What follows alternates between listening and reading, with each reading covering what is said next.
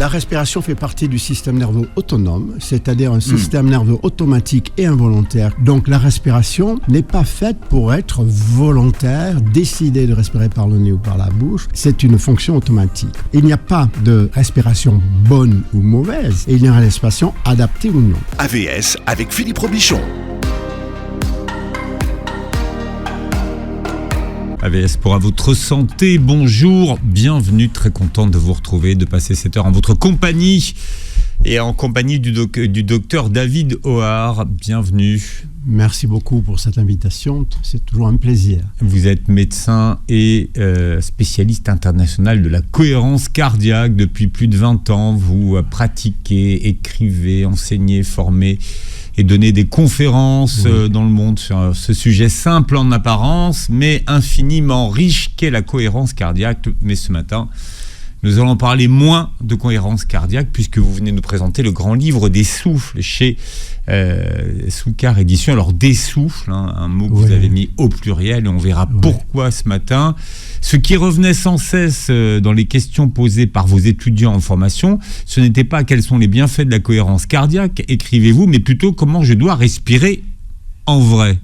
Mais exactement, et puis mais les personnes que j'ai en formation sont des professionnels de la santé, de l'accompagnement, du bien-être, la relation d'aide. Et s'ils me posent la question, c'est que cette question leur est posée par leurs patients et clients. Est-ce que je respire bien? Est-ce qu'il y a une bonne respiration? Est-ce que je dois respirer avec le nez ou avec la bouche? Alors ça, c'est la question numéro 1. Systématiquement, est-ce que je dois respirer par le nez ou par la bouche? Alors attendez, c'est quoi la réponse à cette question? S'il y en a une, est-ce qu'il y a... Alors il y en a une, il y en a même plusieurs. Alors, en matière de cohérence cardiaque, et puis ça ne sera pas l'unique sujet là, de cet entretien, mais je suis obligé d'en parler. Vous ramenez à la cohérence cardiaque. Je vais forcément ramener, parce que c'est la cohérence cardiaque qui m'a amené à me documenter, à lire et m'intéresser aux autres respirations, aux autres souffles. Et dans le domaine de la cohérence cardiaque, ça n'a aucune importance que l'on expire par le nez ou par la bouche, ou n'importe quelle combinaison des deux. D'accord. Alors, en matière de cohérence cardiaque, ça ne change rien. C'est le fait que l'on inspire et la durée de l'inspiration, la durée de l'expiration, le total fait la durée du cycle. En fait, c'est la durée en inspiration, en expiration, et le rapport des deux qui est important, quelle que soit la voie d'entrée, la voie de sortie de l'air. Par contre, inspirer, souffler, expirer, souffler par le nez ou par la bouche, dans d'autres pratiques que la cohérence cardiaque, a une fonction aussi selon l'effet que l'on désire obtenir.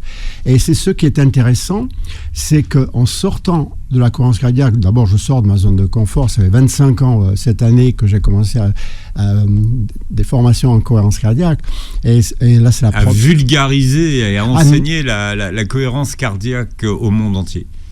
Mais... Oui, au monde francophone entier, oui, d'accord. Ouais. Donc je ne me suis pas aventuré encore dans les autres langues. Mais oui, alors c'est vrai que je découvre une richesse encore plus grande, puisque le nombre d'ingrédients pour fabriquer une recette respiratoire est beaucoup plus vaste, beaucoup plus grand que ce qu'on a en cohérence cardiaque. Donc au lieu de simplifier, j'ai découvert dans mes lectures récentes, ces dernières années, à partir de techniques ancestrales, on a toujours utilisé la respiration dans le domaine de la santé, de tous les temps, et j'ai lu ces 2-3 dernières années une 50aine de livres de toute obédience, de toutes sortes sur la respiration, et j'ai cherché à connaître quels sont les points communs.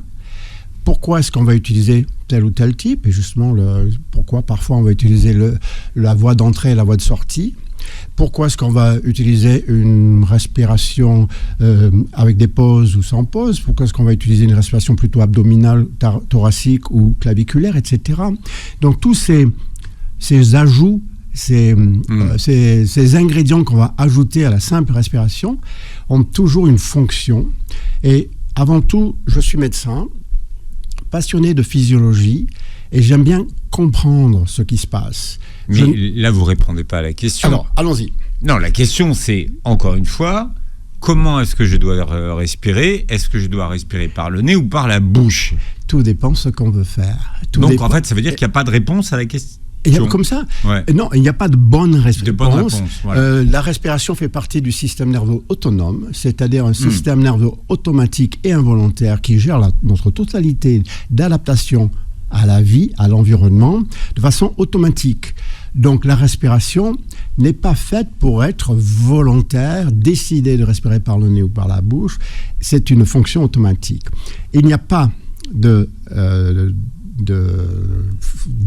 respiration bonne ou mauvaise, et il y a une respiration adaptée ou non. Par contre, il est vrai que la plupart des écrits des respirations vont privilégier une respiration nasale. Le nez, ce qu'on dit, est fait pour respirer, la bouche est faite pour manger. Mais, et là on va venir aux fondements qui sont un petit peu les fondements de ce que j'ai recherché dans la physiologie, et moi j'aime bien parler de physio-logique, c'est toujours logique. Nous avons un système d'adaptation dont je viens de parler, qui s'appelle le système nerveux autonome, qui a 2 branches. Une branche préparation à l'action, en cas de danger perçu, va me préparer à la fuite et au combat. Et puis une branche de réparation, de reconstitution après l'action, de repos, de relaxation, de restauration, etc. Et la vie, nous nous adaptons, nous sommes des animaux, nous nous adaptons par l'animation, par le mouvement musculaire, et en fait, nous nous adaptons par la mobilisation d'énergie à visée musculaire et la restauration, la récupération. Et si on veut intervenir sur ce système automatique, involontaire habituellement, on n'a pas accès, on va utiliser, quelle que soit la pratique depuis des milliers d'années, la respiration, c'est l'une des seules fonctions volontaires que nous puissions utiliser pour avoir un certain effet sur notre système automatique. Moi, j'aime bien l'appeler la télécommande. Nous avons une télécommande de notre système autonome. Et au départ, et en matière de cohérence cardiaque, j'y reviens encore une fois, il n'y a que 2 boutons. Il y a le bouton inspiration, il y a le bouton expiration. Et là, on découvre qu'il y a d'autres boutons sur la télécommande qui vont tous ces boutons vont agir justement soit en activant le sympathique, soit en activant le parasympathique, c'est-à-dire soit en activant l'accélération de la fréquence cardiaque pour mobiliser l'énergie avec l'adrénaline, le cortisol, soit on va activer le système parasympathique de repos, de relaxation en activant les hormones acétylcholine et DHEA par exemple. Encore faut-il en avoir conscience. Ah oui. Ah oui. Si on ne sait pas comment ça fonctionne et sur quel bouton appuyer, on ne va rien faire du tout. On va continuer à respirer comme on respire. Oui. Automatiquement. Tout à fait. Le problème, c'est que notre système nerveux autonome date de 500 millions d'années avec l'arrivée des vertébrés et avec le système, avec la moelle épinière, avec le système nerveux orthosympathique qui est arrivé après. Et il n'a pas changé. Nous avons toujours la version 1.0. Et notre environnement et les stresseurs ont changé. Et les stresseurs ne sont pas juste des stresseurs de fuite ou de combat. Je veux dire, maintenant, avec les menaces, je n'ai pas forcément besoin de courir ou d'utiliser mes poings. Avec les menaces, je ne vais pas forcément saigner. Les blessures seront différentes, seront plus d'ordre émotionnel, d'ordre cortical. Le système limbique n'existait même pas lorsque les vertébrés sont arrivés. Donc on est totalement déphasé. Et le grand problème, c'est que notre système d'adaptation n'est pas adapté au mode d'aujourd'hui. C'est-à-dire qu'aujourd'hui, notre respiration n'est plus adaptée au monde dans lequel nous vivons. Non, elle s'adapte forcément, mais le problème, c'est que la plupart des personnes, et 80% des consultations de médecine générale sont des personnes qui sont bloquées en sympathique dominant avec le cortisol, l'hormone du stress dominant, avec tous les effets que cela comporte, tous les effets indésirables, les conséquences et les pathologies. Et c'est pour ça que nous avons toujours cette respiration, mais c'est sûr que c'est toujours adapté, mais quand on est stressé, la fréquence respiratoire augmente, la fréquence cardiaque augmente, la pression artérielle augmente, sécrétion de cortisol. C'est des réflexes. c'est un réflexe. Et la respiration est un réflexe. Ouais. Et ce qui est intéressant, pour parler encore une fois de cohérence cardiaque, c'est aussi un réflexe, qui est basé sur un réflexe physiologique. Chaque fois que j'égalise la durée, donc le temps inspiratoire et la durée du temps expiratoire, on entraîne un équilibre entre sympathique et parasympathique. On obtient, pendant la durée de cette respiration, d'égalisation sympathico-vagale, parce qu'on parle du système parasympathique comme système du nerf vague, eh bien on obtient un état d'équilibre. Et c'est pour ça que la cohérence cardiaque m'a intéressé de pouvoir décaler pendant quelques heures, ramener le curseur sympathique dominant, stress dominant. Et c'est ce qui m'a intéressé. Et on va revenir à la respiration nasale, puisque ça a été l'objet de la question. Le nez est plutôt, on l'utilise à l'inspiration. Il est en action directe au niveau des émotions, au niveau même de l'olfaction, qui est les émotions sensorielles. Et donc, il a une action plutôt sympathique. Plutôt, le nez, c'est le système respiratoire, le système cardiovasculaire qui est plutôt à action sympathique. La bouche, c'est de la digestion. La bouche fait partie du système digestif qui est purement parasympathique. Et c'est-à-dire, déjà la salive, qu'est-ce qui se passe lorsqu'on a peur ? On a la bouche sèche. Pourquoi ? Parce que la peur entraîne une stimulation sympathique dominante qui va inhiber la digestion et donc inhiber la sécrétion de salive et lorsqu'on est stressé. Donc ça, c'est juste un exemple. Et donc si on veut être encore plus logique dans notre prise en compte volontaire d'essayer de ramener le curseur plus souvent au neutre, eh bien on peut utiliser inspiration par le nez, parce que chaque fois que j'inspire, mon cœur accélère. Parce que chaque fois que j'inspire, je stimule le système sympathique. C'est la base de l'inspiration-expiration. Chaque fois que je souffle, mon cœur ralentit, parce que je stimule l'expiration. Eh bien, si on ajoute à ça une inspiration nasale, une expiration buccale, on renforce cette stimulation bilatérale. Et on a la même chose pour d'autres éléments que j'ai repris. Donc, autres éléments que j'ai repris dans ce livre pour chercher les ingrédients d'une recette. Alors, on parle de respiration avec mon invité ce matin, le docteur David O'Hare, qui publie le grand livre des souffles chez Soukar Éditions. À chaque consultation, vous proposez un exercice de synchronisation à vos patients. Alors, on le fait ensemble ? Cet exercice... Ou pas ? Ah oui, mais justement, c'est très important. Et cet exercice ne fait pas partie des 30 souffles qui sont dans le livre. Non. En début de chaque consultation, et c'est la recommandation que je fais à mes stagiaires, je leur dis même en début de formation en cohérence cardiaque, s'il y a une seule pratique que vous pourrez conserver, c'est celle-ci, que j'ai appelée la respiration synchrone ou respiration partagée. Eh bien, c'est tout simple. Je vais demander, et j'annonce en tant que professionnel, en tant que médecin, et je demande à mes stagiaires, quelle que soit leur profession de santé, leur profession de santé d'accompagnement, je veux dire, prenez l'habitude de démarrer chacune de vos rencontres, chacune de vos consultations avec cette respiration synchrone. Et c'est tout simple. Vous allez, déjà, vous mettre en cohérence cardiaque, c'est-à-dire la seule consigne, c'est d'égaliser le temps d'inspiration et le temps de l'expiration. Pas besoin d'une montre, pas besoin d'un guide respiratoire, c'est juste, on peut faire un décompte mental de 1 jusqu'à 5, lentement, c'est une respiration lente, et vous allez tout simplement vous commencer à inspirer, 1, 2, 3, 4, 5, et descendre, 2, 3, 4, 5. Et je recommande, bien sûr, tous ces professionnels le pratiquent à la maison, donc n'ont plus besoin de guide respiratoire. Et je leur dis, vous allez demander à votre patient, votre client, de synchroniser sa respiration sur la vôtre, et vous faites un guidage avec la main. Nous allons respirer ensemble. Inspirez. Soufflez. Et là, j'ai mis un petit son expiratoire pour guider, parce que ça favorise la synchronisation pour les personnes qui sont plutôt auditives. Inspirez. 2, 3, 4, 5. soufflez. Inspirez. Jusqu'en haut, jusqu'en haut, jusqu'en haut, et on repart à la baisse. Soufflez. Inspirez. Et vous pouvez fermer les yeux. Soufflez. C'est aussi pour ça que j'ai mis un son expiratoire pour ne pas se désynchroniser.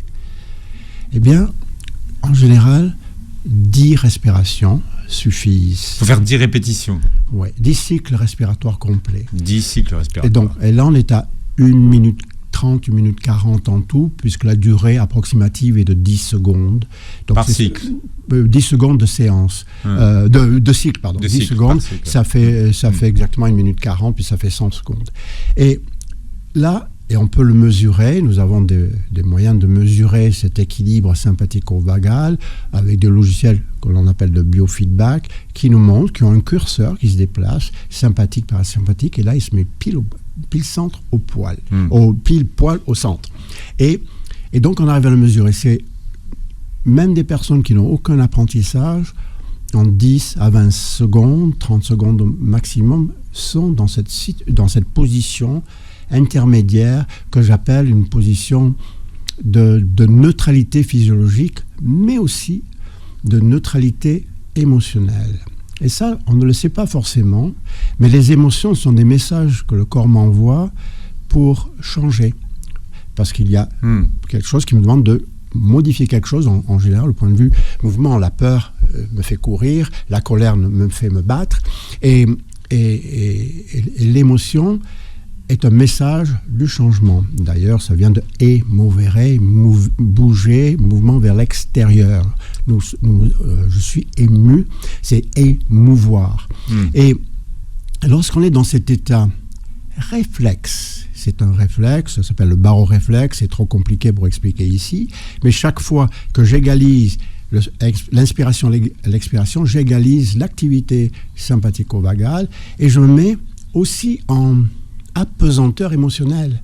C'est-à-dire, je me mets dans une situation où il n'y a plus de message d'alerte, ni accélère la fréquence cardiaque, revient à la fréquence cardiaque basse, accélère la respiration, augmente la pression artérielle. On est dans une neutralité physiologique qui déclenche une neutralité, j'aime bien parler d'apesanteur suspendue émotionnelle. Et c'est ce qu'on va utiliser pour démarrer une consultation, une rencontre. Se préparer, on se met dans cette neutralité au point mort, j'emploie pas le terme point mort, au point de départ, au point de neutralité. Et ça s'appelle la respiration synchrone.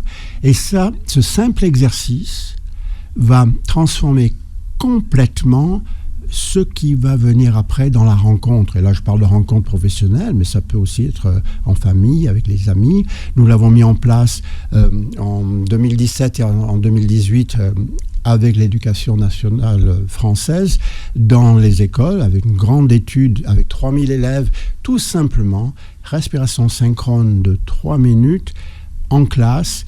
À chaque retour en classe, les résultats ont été publiés, qui ont montré un effet de climat de classe beaucoup plus serein, une plus grande rapidité de retour au travail, etc., avec une simple respiration synchrone. C'est l'exercice respiratoire le plus simple et le plus efficace pour la personne qui la pratique, la personne qui la reçoit, c'est-à-dire le patient qui est en face de moi, qui synchronise sa respiration sur la mienne, et sur notre alliance thérapeutique, c'est le lien entre nous, parce qu'il faut savoir aussi que le système nerveux parasympathique, le système vagal, a une fonction aussi sociale, de rapprochement. Le sympathique éloigne. Le sympathique, c'est le mouvement de l'intérieur vers l'extérieur. Le parasympathique, véritablement, c'est un mouvement de rapprochement, y compris au niveau du langage corporel. Et voilà un deuxième ingrédient que nous utilisons, que le yoga utilise, par exemple. Tout mouvement corporel des bras, par exemple, de l'intérieur du corps vers l'extérieur, active le système sympathique, le cœur accélère. Les mouvements de l'extérieur, les mouvements d'abduction de l'extérieur vers l'intérieur, activent le parasympathique. Et donc, si par exemple on prend un mouvement extrêmement simple du yoga, la salutation au soleil, on part en bas, on ouvre les bras vers le haut en inspirant, On a 3 fonctions qui activent le système sympathique. On referme en soufflant et en descend, on active le parasympathique. Donc, le yoga dans la salutation au soleil fait exactement la même chose, entraîne mon système nerveux autonome dans son maximum sympathique dominant, maximum parasympathique dominant, et on peut vraiment considérer ça un peu comme un entraînement, comme serait un muscle, ce système nerveux d'ailleurs en anglais, la cohérence cardiaque, que je suis forcé de citer parce que quand même, elle m'accompagne depuis 30 ans et depuis 25 ans professionnellement. En anglais, on emploie très peu le terme heart coherence, ou les termes heart, en français, ça peut être résonance cardiaque, on emploie très peu. Quel est le titre anglais le plus connu? HRV, c'est variabilité cardiaque, entrainment, l'entraînement de la variabilité de la fréquence cardiaque. Et c'est exactement ce qu'on fait, c'est-à-dire nous entraînons notre muscle, c'est pas un muscle, nous entraînons notre muscle, système nerveux autonome, en la poussant dans ses extrêmes avec la respiration. Donc la respiration synchrone, respiration partagée, est le premier des exercices.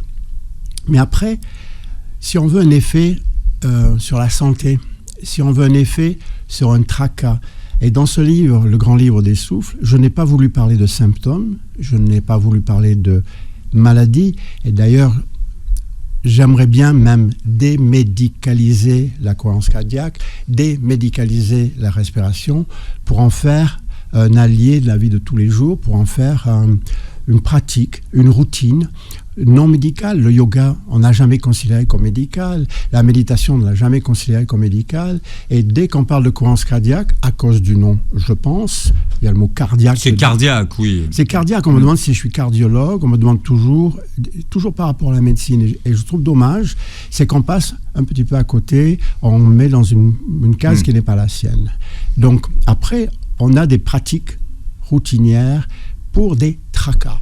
Et j'appelle ça des tracas, des événements inconfortables de la vie de tous les jours qui nous pourrissent un peu la vie sur laquelle on peut avoir une pratique. Alors on verra tout à l'heure, mais vous êtes d'accord pour dire qu'aujourd'hui on respire trop vite ?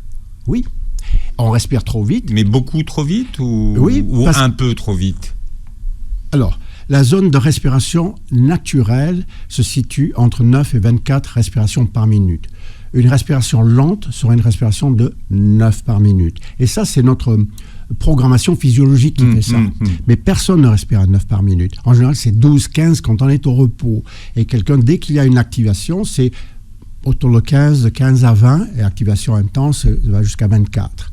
Et nous sommes programmés pour avoir une respiration naturelle de repos de l'ordre de 9 par minute. Alors, 10 par minute... Mais c'est vers ça qu'il faudrait tendre. Si on voulait prendre en charge totalement la respiration 24 heures sur 24, et ce n'est pas souhaitable, parce que notre respiration doit être adaptée à l'environnement. Le problème, c'est que notre environnement, et je reviens à ce que je disais tout à l'heure, a changé.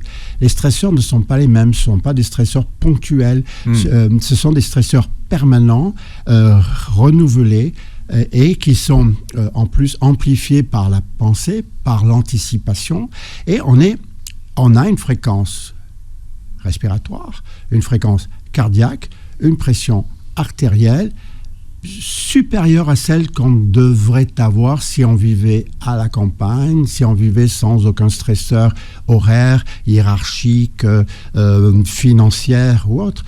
Notre fréquence respiratoire, notre fréquence cardiaque, notre pression artérielle serait probablement un petit peu plus basse. Mais la solution, c'est pas de chercher à la modifier volontairement, artificiellement, pour l'amener à une référence plus basse, c'est d'entraîner mon système d'adaptation à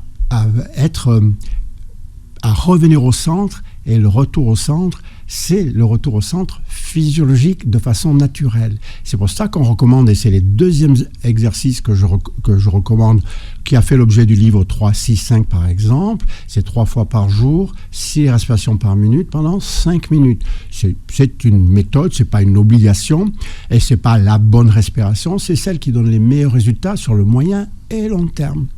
Une pratique respiratoire, quelle soit, ne va pas avoir un effet supérieur supérieur à quelques heures. Et encore, c'est pas mal. C'est 3-4 heures. Si on mesure le cortisol, une pression artérielle élevée, c'est quelques heures. Donc ça demande une pratique renouvelée régulière. Mais là, on est encore dans des pratiques simples. Et justement, avec le grand livre des souffles, je voulais chercher des adjuvants. Qu'est-ce qu'on peut encore ajouter? Pour les rendre un peu plus variés, pour ne pas faire toujours la même chose. 2, pour essayer d'affiner encore un petit peu. Et justement, dans ce livre des souffles, j'ai fait une liste de tous les ingrédients, et c'est le terme que j'emploie, de tous les ingrédients pour différentes recettes, pour que ce soit un peu plus, pour pouvoir varier, pas toujours manger, respirer la même chose 3 fois par jour, pouvoir varier, ça augmente l'intérêt, ça augmente la curiosité. Et c'est pour ça, j'ai fait la liste de tous ces ingrédients. Et là, la liste des ingrédients... Alors, il y en a 8. Oui, je ne sais pas compter. 8 ingrédients essentiels. Voilà. Alors, je vais peut-être en oublier parce que je n'ai pas relu le livre récemment. Donc, des ingrédients...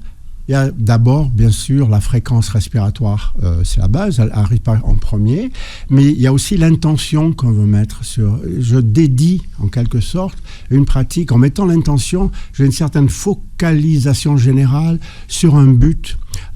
Intention, c'est être moins stressé. Intention, c'est mieux dormir. Intention, c'est mieux m'entendre à plusieurs. Intention, c'est me réveiller mieux le matin, moins fatigué. Donc, il y a l'intention. Après, il y a l'attention que je vais porter. Et là, l'attention, ça peut être sur une localisation au niveau de la respiration.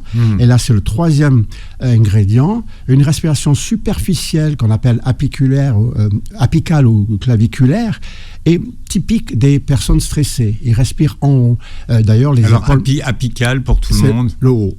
C'est le haut. Et claviculaire, c'est les clavicules, donc c'est peut-être plus simple. Et c'est vraiment les épaules qui montent et qui descendent. Et il y a une respiration thoracique, centrale, et les côtes qui s'écartent. Costale, qui s'écartent. Et là, c'est une respiration qui va égaliser l'inspiration et l'expiration parce qu'on a à la fois du cardiovasculaire qui est sympathique dominant et sur la digestion. Et puis, il y a une respiration basse, abdominale, viscérale, qui est purement parasympathique. Donc là aussi, on va choisir de porter son attention sur l'une des 3 zones et on rajoute petit à petit ces différents ingrédients-là. Avec le docteur David O'Hare qui est notre invité aujourd'hui, on était en train de parler tout à l'heure des ingrédients essentiels qui donnent souffle, sa colonne vertébrale invisible. Ils sont au nombre de 8. D'autres ingrédients, docteur? L'ingrédient de la fréquence, on en a déjà parlé. Une respiration lente, plus lente, en dessous de 9 ou proche de 9, et plutôt apaisante, plutôt parasympathique dominante. Mais ça souffle un peu. On dit aux gens, il faut souffler un peu. Le rapport inspiration-expiration, on en a parlé. Après, il y a quelque chose que j'aime ajouter, ce sont des affirmations. Des affirmations, des phrases que l'on se dit pendant qu'on respire. On pourrait appeler ça des mantras. Là aussi, je n'ai pas voulu utiliser des termes qui sont utilisés par ailleurs, donc des affirmations que l'on va répéter en boucle à chaque cycle respiratoire. Et puis, j'ai mis des variantes aussi, j'aime bien mettre des variantes pour qu'on ait toute une série d'ingrédients, j'en ai peut-être oublié parce que je ne sais pas tous. Il y a la posture aussi, sa façon de se tenir. Une posture droite est plutôt favorable à une grande amplitude entre sympathique et parasympathique. Une position horizontale est plutôt favorable à un état de relaxation parasympathique. Relaxation et le parasympathique. Donc là, je pense que... Et puis après, à quel moment est-ce qu'on les fait? Ça, c'est important aussi. Donc là, on a passé en revue tous ces ingrédients et nous avons tous des livres de cuisine où il y a des recettes, il y a les ingrédients et puis très souvent on va remplacer telle farine par une autre, remplacer tel ingrédient par un autre pour avoir une certaine variété. Et bien c'est exactement ce que j'ai voulu faire avec les 30 respire-actions, ce sont des actions. Respire-action. Oui. Parce qu'on fait quelque chose, c'est un mouvement que l'on fait volontairement. Et donc, c'est pour ça que j'ai mis un petit point ou un tiret entre respire, action. D'accord. Et donc, alors, 30 souffles que vous avez regroupés en 6 familles. Voilà. Donc, il y a 5 souffles par famille. Alors pour faire face à quand même, alors c'est pas des pathologies, mais c'est pour faire. C'est des tracas. Pour faire face à des familles de tracas. Oui. Donc voilà, vous êtes regroupé en 6 familles de tracas. Ouais, alors, faire face au stress, c'est quand même dans le domaine du stress que la respiration est la plus efficace. Parce qu'on donc il y a des souffles spécifiques pour faire face au stress. C'est ça que vous avez créé en fait. Ce sont des recettes d'assemblage qui fonctionnent, parce que bien sûr, elles sont toutes expérimentées. Les noms, j'ai essayé de mettre quelque chose. Les noms, soit je vais les emprunter à des pratiques, soit je vais chercher un nom qui pour moi était très imagé, parce que l'imagerie mentale est importante. Et par exemple, on a d'abord faire face au stress, où il y a 5 exemples de respiration très semblables. On va plutôt avoir une action parasympathique dominante, une action d'imagerie mentale de sécurité, de protection. Deuxième famille, c'est presque l'inverse, où dans la première, on va plutôt favoriser le parasympathique, le repos, la restauration. Le deuxième, c'est retrouver la vitalité, gérer la fatigue et le sommeil. Et donc là, on va avoir 5 pratiques qui vont plutôt être activantes, stimulantes. C'est pour ceux qui se réveillent fatigués le matin. Exactement. En gros. Et là par exemple... Donc là, il faut respirer dans son lit. Oui, l'épuisement au réveil, c'est l'étincelle. Ça s'appelle l'étincelle. Les noms sont totalement, pour moi, des images que ça m'a évoqué. Après, on est plus dans le domaine cognitif, avec clarifier les pensées, apaiser les pensées. Là aussi, on est plutôt parasympathique dominant. Et famille numéro 4, accueillir ses états d'âme, cultiver l'estime de soi. Là, on va mettre l'accent sur l'imagerie, mais surtout sur les affirmations. Et il y a par exemple la perte de confiance en soi, le sentiment d'inutilité, le sentiment d'invisibilité, la perte de sens, le chagrin et le deuil, qui sont tous des applications et des intentions et des attentions qu'on va utiliser dans ce domaine-là. Famille numéro 5, apaiser les tensions, habiter les sensations. Et là, on est plus dans le domaine corporel, sur la douleur, sur le ressenti, sur les douleurs musculaires.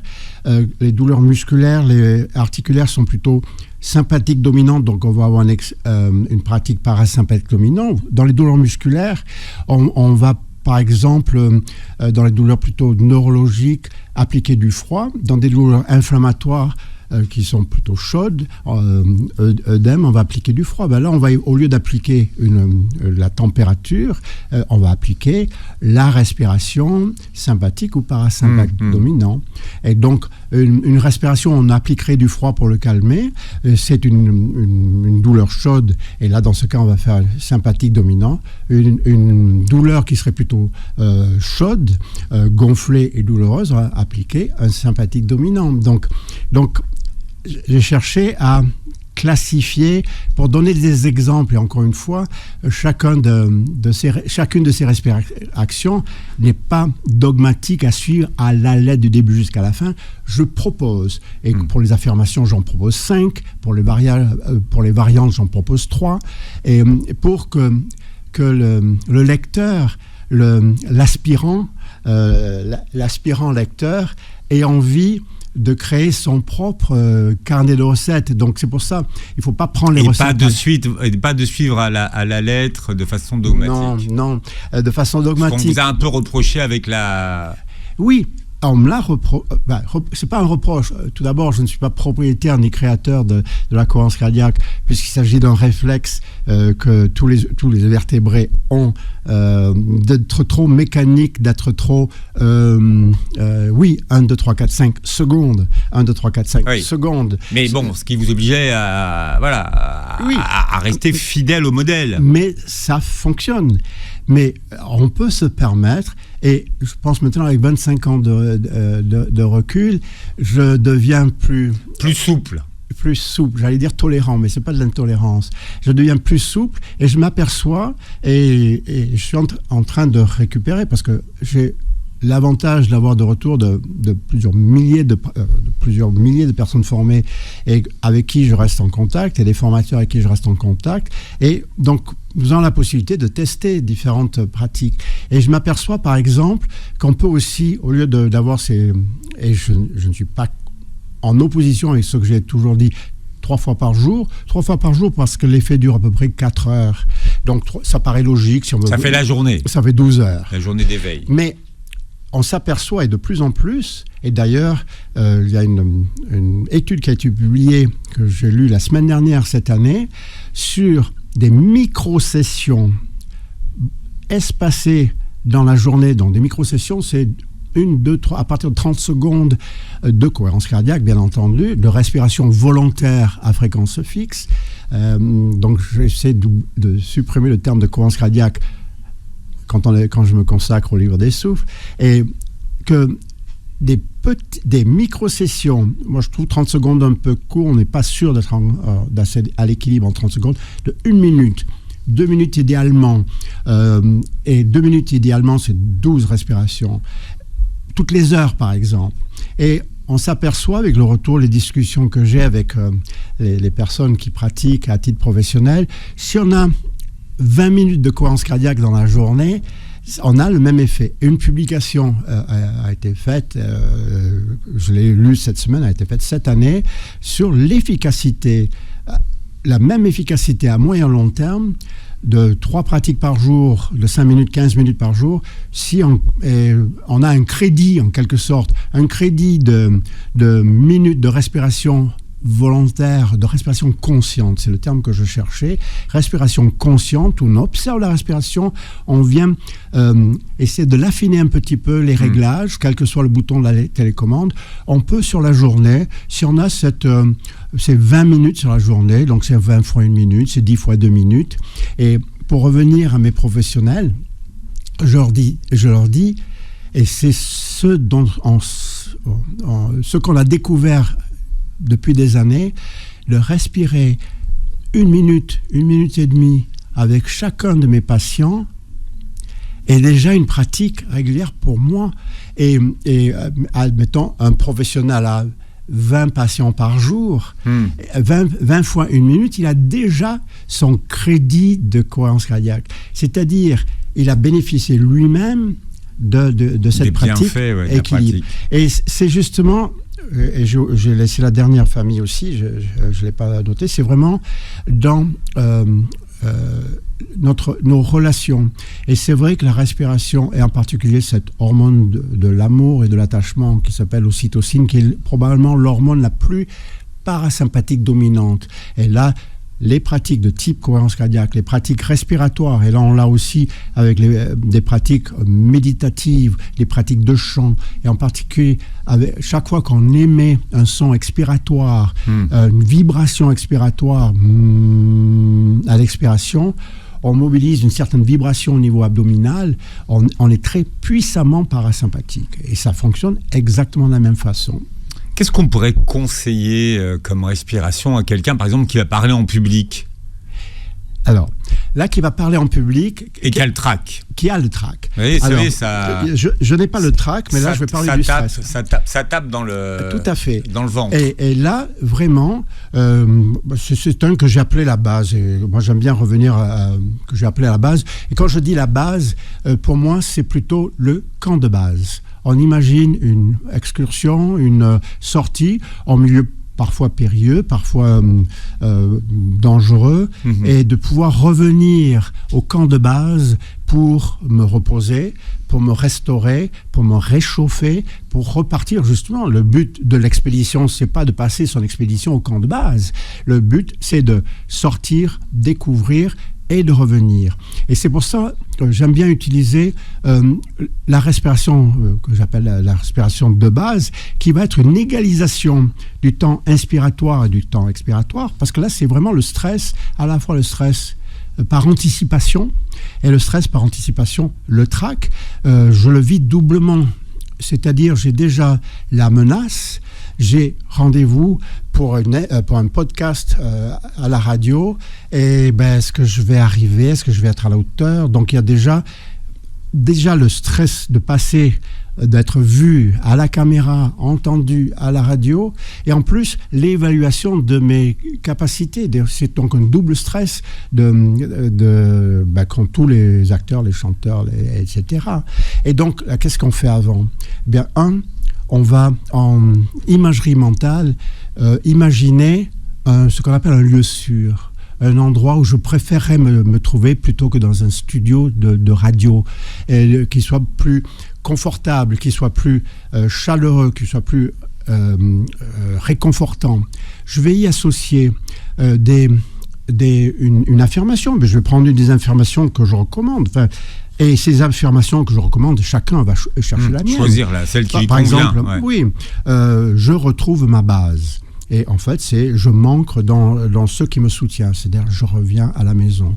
Je reviens à la base, au camp de base. Et on va pratiquer cette respiration où on va, et je ne vais pas parler de secondes, on va faire ce qu'on a fait tout à l'heure dans cette respiration synchrone. On va inspirer, par exemple, sur 5 temps inspiratoires.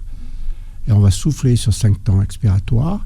Je vais, en imagerie mentale, me mettre dans mon camp de base, dans l'endroit où je suis calme, au repos, et je vais ajouter je retrouve ma base, je reviens à la maison, etc. Donc, c'est un assemblage, je vais utiliser que 3 ingrédients, mais c'est la base, et le faire vraiment en amont. L'idéal, c'est de fermer les yeux, parce que ça permet de nous couper des afférences sensorielles, visuelles, et on fait ça. La suite est dans votre livre, David Hoare, le grand livre des souffles chez Soukar Édition, et vous pouvez pratiquer, il y a 30 respirations. Vous réécouterez l'émission en podcast sur beurrefm.net et sur les plateformes qui reprennent l'émission, et vous verrez la captation de cette émission sur notre chaîne YouTube. Merci d'avoir été avec nous aujourd'hui. Oui. Merci à vous. À vous dire merci. Oui, c'est pas fini. J'avais encore beaucoup de choses à dire. Je sais. Voilà. Mais la vie est comme ça. Et en fait, la base, c'est qu'on ne peut pas tout dire. Et on ne peut jamais tout dire. Non. Je vous invite à découvrir la recette qui vous convient et surtout varier les recettes. Merci beaucoup à vous. Merci Philippe. Merci de nous avoir écoutés. Passez une très belle journée santé sur Beurre FM.